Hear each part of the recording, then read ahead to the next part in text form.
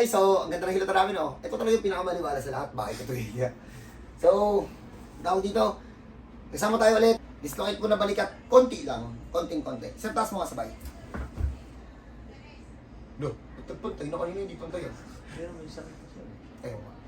Hindi rin pantay dyan, Lot. Pantay. Anos pantay dito? Kanina hindi to pantay. Pinilit niya siguro kanina hindi pantay eh. Hindi. Pero yung masakit ko tayo. Pero ito pa sa ito. Na paano to, sir? Sa basketball na siya. Kailan pa to, sir?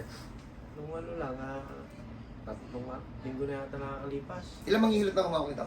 Isa lang.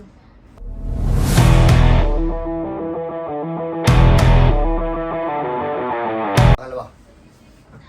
Kasi naka-blindfold. Yung kailangan pa partidahan yan. Tatanggal ako yun na sarap. Yan. Laksan mo kasi. Ako lang. Laksan mo. Ako lang kasi. Sasakalin ko to.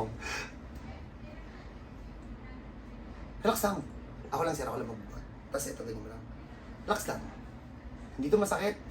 Lambot lang. Relax. Hindi pumasok. Relax ang boss. Pagpahinga mo na saglit, tapos maya-maya, tingnan natin kung nandyan pa, ha? Bilog yung natanggal eh. Hindi ugat lang eh. So, dyan muna kayo ha, pagpahinga ko muna. Okay, so... Basic lang naman to eh. Yan, taas mo kayo. Ito na pagpahinga. Oo, dalawa. Okay na. May masakit pa yan, yung pinagbalikan po, ha? Pag may ganito po kayong case, sir, testing mo nga yung sabay. O yan na. O yan. If ever na, ano po, if ever na may ganyan po kayong case, huwag nyo na pong i-book. Andito po ako ngayon sa may bahay ko.